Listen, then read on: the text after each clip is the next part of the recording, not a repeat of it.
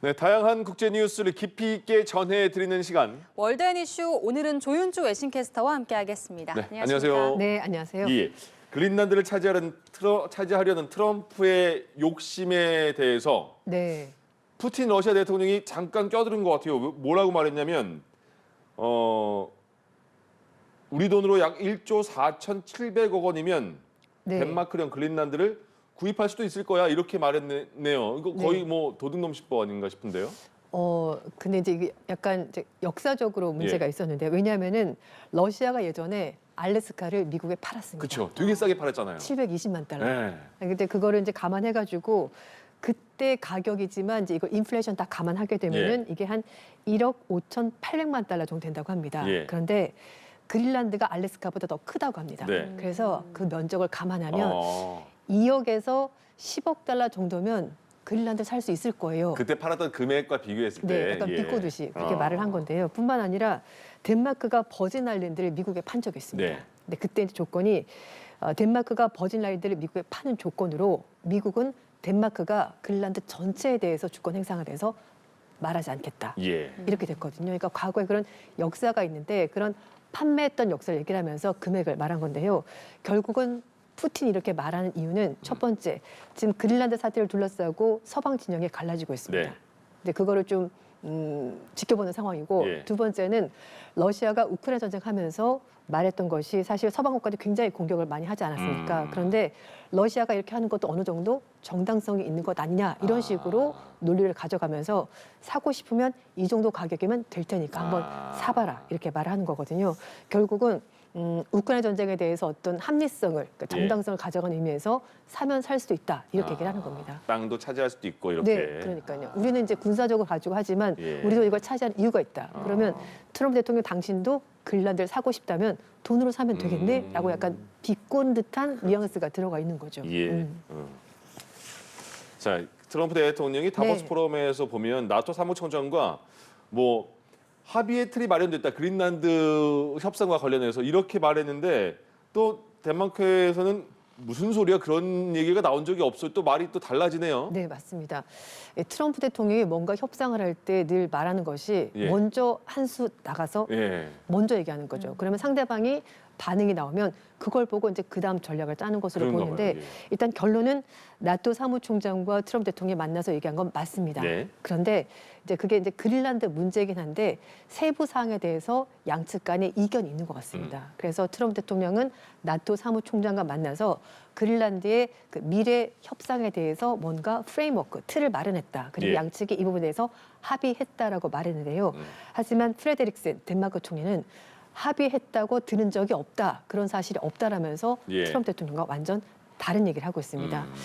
지금 또 하나 다른 얘기가 뭐냐면은 트럼프 대통령은 그린란드에서 히토류 등 여러 가지 자원을 개발하는데 미국이 들어갈 수 있다라고 말했었는데요. 예. 이 부분도 아직까지는 확정되지 않은 것으로 보이고 지금 가장 큰 쟁점은 미국이 그린란드에 미군 기지를 마련하는 것 그리고 예. 골든돔이라고 말하는 미사일 방어 체제를 여기다 설치하는 것이 가장 핵심이 될 것으로 보이는데 그린란드 문제에 대해서는 이제 뭐 당사국도 마찬가지고 유럽 국가들은 주권에 대해서는 절대 손댈 수가 없다. 그래서 한 발 물러서서 뭐 이제 미군 기지라든지 골든돔 설치하는 것에 대해서는 논의할 수 있다. 왜냐하면은 이건 안보랑 관련된 예. 거니까 그런 거는 협조할 수 있겠지만 주권을 넘겨라 이런 건 안 된다고 얘기를 하고 있고요.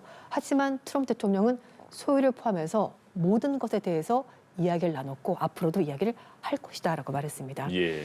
그래서 지금 나오는 얘기가 그럼 좋다. 미군 기지를 지금 현재 있긴 하지만 그걸 늘리거나 확장을 한다고 하면은 어떻게 할 거냐 이게 문제가 되는 건데요. 예. 뉴욕타임스가 보도한 내용이 있습니다. 그래서 나토와 트럼프 대통령이 얘기를 하는 것 중에서 이 그린란드에 있는 서방 그 미군 기지를 주권 기지로 만드는 방안을 얘기를 하고 있다는 건데요.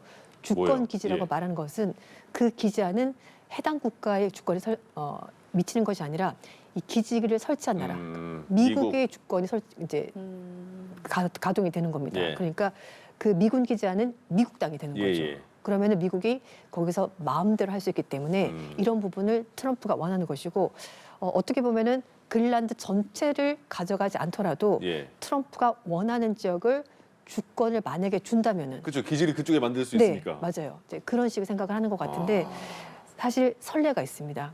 키프로스에 영국군이 운영하는 주권 기지가 있습니다. 현재. 예. 그래서 트럼프 대통령이 아마 그런 거가 있기 때문에 예를 들어서 그러면 그린란드도 그런 방안 가능하지 않겠냐 이런 얘기를 한 것으로 보인다고 뉴욕타임스가 전했습니다. 네. 네. 한편 미성년자 성착취범 제프리 앱스타인과 사건과 관련한 인물 네. 중에 빌 클린턴 전 대통령이 있었는데 미국 연방 하원 감독위원회가 이 클린턴 부부에 대해서 의회 모독 의견으로 기소 결의안을 채택을 했다고 하더라고요. 네. 어떤 내용인가요? 지금 앱스타인 사건이 굉장히 오랜 기간 동안 조사가 진행이 되고 있고 예. 그 관련자 중에서 빌 클린턴 전 부부가 연루가 돼 있었습니다. 제가 이제 이 시간 통해서 작년에 말씀을 드렸는데 네. 리틀 세인트 섬이라고 앱스타인이 가지고 있는 섬이 있지 않았습니까? 그 섬에서 나온 여러 가지 자료 중에 클린턴이 관련된 사진이 나왔었습니다. 예. 이제 저 그렇게요. 사람은 네 그리고 이제 그 사진 중에 하나가 피해자로 보이는 여성과 같이 찍은 사진도 있었거든요. 예. 그리고 또 하나는 그 풀장인지 욕조인지 모르겠습니다만 이제 여성들과 같이 있는 사진도 있었습니다. 네. 예. 그래서 이런 사진 공개가 되면서 그 의회 감사위원회 측에서 클린턴 대통령 부부에게 출석해라. 의회 출석해서 비공개를 진행할 테니 청문회에 참석하라고 소환장을 보낸 거죠. 네. 근데 거부했습니다. 음. 그러자 이제 하원 감사위원회 측에서 이 의회를 모독했다. 예. 이 혐의로 이제 기소 결의안이 통과가 됐고요. 아까 말한 그 풀장이나 그 목욕탕 같은 데가 맞습니다. 저기죠. 예. 네, 그렇습니다. 그래서 이 통과가 되면서 이제 이게 어떻게 될 거냐 봤더니 이 감사위원회에서 통과가 됐고 이게 이제 전체 회의로 올라갈 것 같습니다. 하원 전체로 올라가서 이 결의안이 만약에 통과가 되면은 이게 법무부로 넘어갑니다. 그러면은 실제 기소가 될지 결정이 될 것으로 보이는데요. 클린턴 전 대통령 부부 측 주장은 앱스타인과 친분이 있었던 것은 맞다. 예. 그렇지만 범죄 사실은 전혀 몰랐다. 다 똑같이 얘기하고 있습니다. 똑같네, 네, 누구나 다, 이렇게 얘기를 예. 하고 있고. 근데 이제 문제가 된 것은 클린턴 정부 시절에 앱스타인이 백악관을 17번이나 왔다고요. 예. 그리고 앱스타인 전용기를 클린턴 전 대통령이 무려 27차례 탔습니다. 왜 이렇게 많이 탔을까?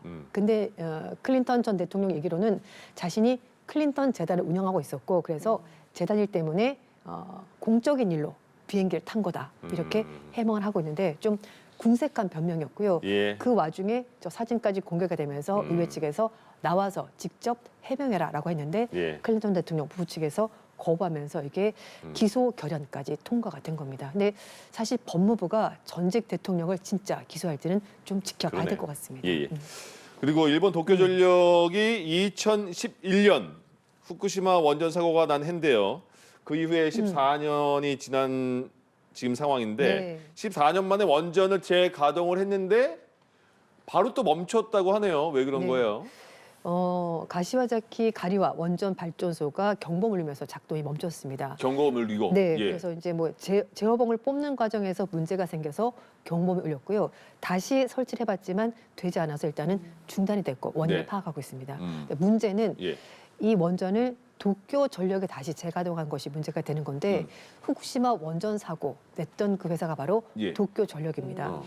도쿄 전력이 2011년 동번 재진 때문에 후쿠시마 원전이 이제 멈췄고요. 이제 그리고 나서 원전 가동을 못했습니다. 예. 그래서 굉장히 장기간 동안 적자가 엄청나게 많아졌고 그래서 이번에 가시와자키 가리와 이 원전을 다시 가동하면서 좀 적자를 줄일 수 있지 않겠는가라고 생각했는데 예. 문제가 생긴 거고요. 하지만 그럼에도 불구하고 일본이 후쿠시마 원전 사고 나서 사실은 그 다음에 바로 원전 가동을 다 멈췄습니다. 예. 너무 위험하니까. 하지만 사실 원전만큼 싸게 전기를 만들 수 있는 전력원이 없습니다. 그래서 다시 점점 많아졌고요. 지금까지 14기를 다시 재가동했고 이번에 15번째 원전을 가동하려다가 멈춘 것으로 보이는데 하지만 일본 언론들은 또 반응이 좋지 않습니다. 네. 도쿄 전력이 이제 후쿠시마 원전 사고 전력이 있는 데다가 다시 재가동하는 원전마저 문제가 생기니까 주민들이 불안해한다고 했고요. 특히 지진 대국 일본에서 원전 재가동하는 건 좀 조심할 필요가 있지 않냐라는 의견도 나오고 있습니다. 예. 네, 알겠습니다. 지금 중일 갈등이 계속해서 이어지고 있는데 네, 맞습니다. 그러면서 일본이 판다 무보유국이 될 위기에 있잖아요. 네, 네. 그런데 중국이 다른 나라를 상대로는 뭐 판다를 더 대여를 하면서 좀 적극적으로 판다 외교를 펼치고 있나 봐요. 네, 그러니까 뭐 미운 사람은 절대 떡을 주지 않겠다. 판다가 그렇게 중요한가 봐요.